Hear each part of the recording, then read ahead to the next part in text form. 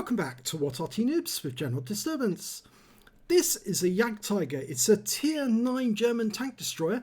It's located on the south spawn of Ghost Town and it's under the command of Silberzwiebel. And Silberzwiebel is in platoon with ABS 1977 and Der Total Ulf in the EBR 90. ABS is in the E50. I think he was the last time as well.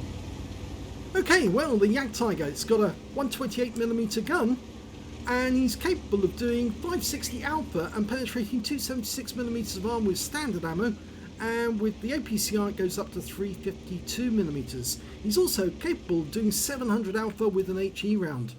Oh, enemy's been spotted and it looks like we're already engaged with them. Okay, now let's see what we come up to. Oh, it's found the target. Object 140. Can you get a shot? Yes, you can. Oh, nice one. 553, but it's a low roll. Just a quick check to his left. No other targets in sight. You can see the T-44 and the Scorpion. Oh, and the enemy's managed to get to the confrontation point. Now, the Germans only made between 70 to 79 of these tank destroyers. They were very, very big and heavy, and they were actually very, very tough, but I'm afraid the crews who were operating them when they put them into action were really not up to the task. In fact, I think Otto Carrius, who was one of the guys who was charged with looking after a Jagdtiger, unfortunately he did well in it, but his fellow Jagdtiger drivers were tactically unaware of what they should do, and I think we saw a bit of trolling there. The T-30 pushed our Object 257 out into the fire. When he turned around to find out what the hell was going on, he was wiped out by the enemy. So I think Silberzwiebel decided to move away from that guy because that guy's toxic. He actually team killed, and technically, you know, pushing out into enemy fire is a team kill. So I think Physio 30 ought to be added to anyone's troll list, because I don't think that was a very nice thing of him to do. In fact, actually, he's coming round this way, which is not very good for Silberzwiebel either. He doesn't really want the troll near him. Where's he gone? It looked like he was headed back towards the camp. Oh! Conqueror! That's a high roll, but only 3 hit points make it a high roll. And he's daring the Conqueror to fire back at him. And he does, but he fires one back for 567. And the T-30 claims the kill. Okay, next enemy's E75.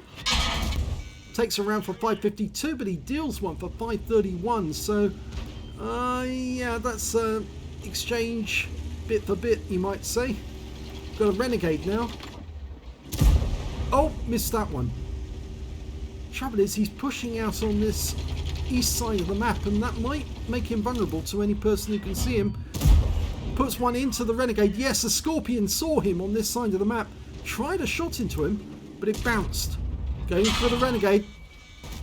Fires one in, gets a hit, but the Renegade got one back as well. But now he's got a potential steel wall situation. He might get it, he might not. You've seen previous battles where he's failed to get it, and that was by virtue of the fact that somebody else got more damage.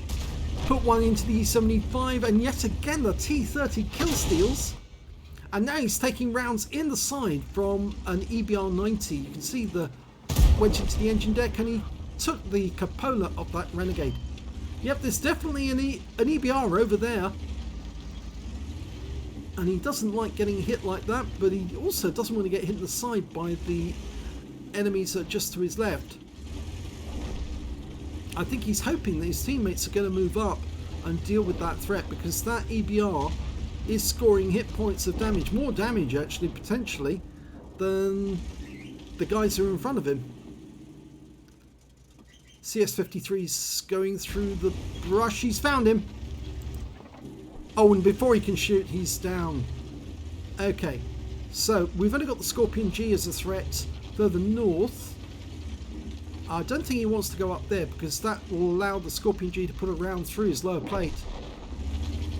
Oh no, very risky. He's tempting that Scorpion G to shoot at him so he can pick up a steel wall. Instead he's decided he's just going to go out in the open, and then the Scorpion G won't be able to resist this. In fact, actually he's almost raised his gun to say, look at me, shoot me, so I can get a steel wall. And in fact, actually the enemy Scorpion G is firing at his opposite number, and there he is off in the distance. It's been spotted.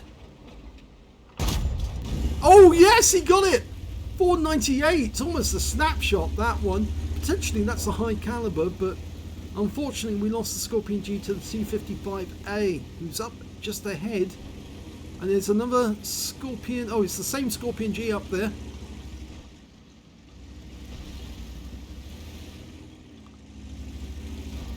T55A is taking damage from one of our platoon mates. It's ABS. Will he get there in time? Yes! Oh! That's a kill steal. And took it away from ABS actually. But the Scorpion's over to our right, and he's going to have a go at that guy if he pops out from behind the rock. And he's being killed by our Strib. Okay, so now we're going for the guys on above the hill. There's only 3 enemies left. He goes for the Standard B. Standard B pulls back in very wisely before he gets shot. Now the enemy are outnumbered more than 2 to 1. I kind of think that Standard B is going to stay back and hold back and wait until these guys get further up the hill before he shoots. He won't want to come out in the open. In fact, now he's been hit, he will pull back. Oh, and there's one enemy loose. It's Aslains C. He's not up there, as far as we know. Standard B might pop out any second. Oh, there he is. I pushed him out, and yes, Silberzwiebel gets the kill.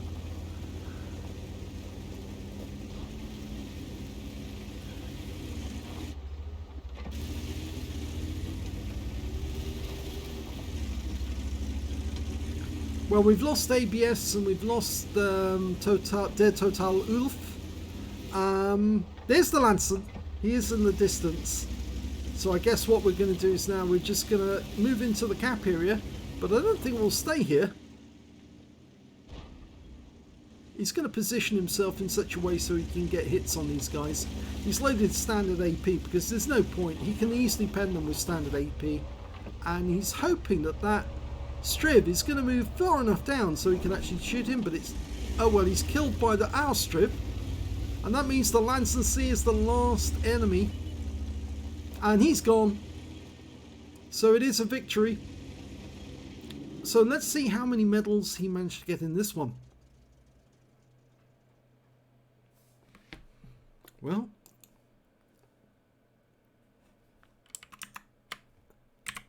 and it's an ace tanker for Silberzwiebel in the Jagdtiger. He managed to get a Hand of God for surviving the battle, having received damage from 4 different enemies, a bruise medal for getting at least 5 critical hits. He could manage to get 8 in this one, a Fighter effect for doing more damage than the hit points to his vehicle, and a shell proof for blocking more damage than the hit points to his own vehicle.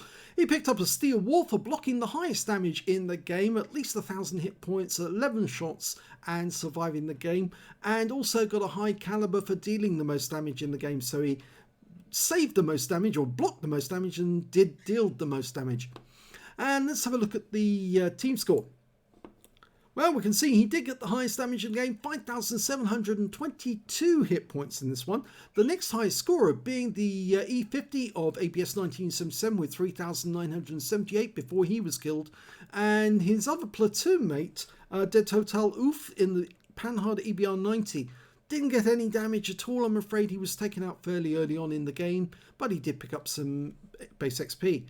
When it came to kills, it was actually shared between Silberzwiebel and Silberzwiebel, and the Lancer C. Both got 3 kills each, 2 kills to the Shriv S103B and the Chrysler K, and both to the T95 FE4201 and the S Striv 103B on the enemy team. When it came to base XP though, he was top on that one as well, so technically he's top on all three columns. 1,323 base experience points, 1,237 went to the Chrysler K, and 949 went to ABS 1977. Silberzwiebel made 13 shots in that game, got 12 direct hits, 11 penetrations and 2 splash. Damage of 5,722 hit points, of which 754 were at more than 300 meters. He received 16 hits from the enemy in that game, 4 of them penetrated, 10 non-penetrations and 2 hits by way of splash damage. He blocked damage of 3,430 hit points in total, spotted 1 enemy vehicle, damaged 8 of the enemy, killed 3 and did 479 hit points of damage assistance, plus he managed to get 33 capture points while he was in the cap at the end of the game.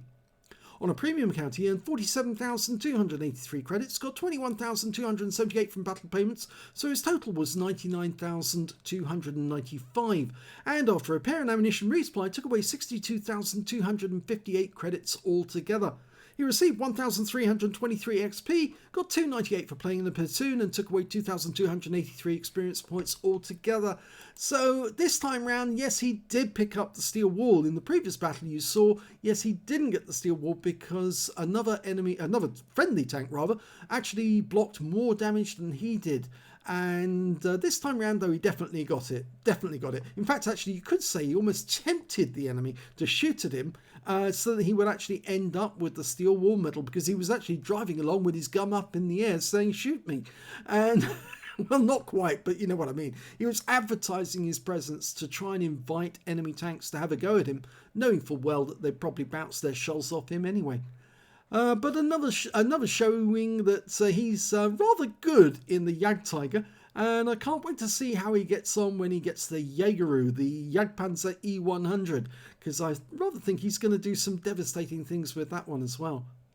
If you enjoyed that replay, please give this video a like and do subscribe to our channel. We've got another Silberzwiebel replay coming up, just one more, and it'd be rather nice if you sticked around to watch that one. Thanks for watching.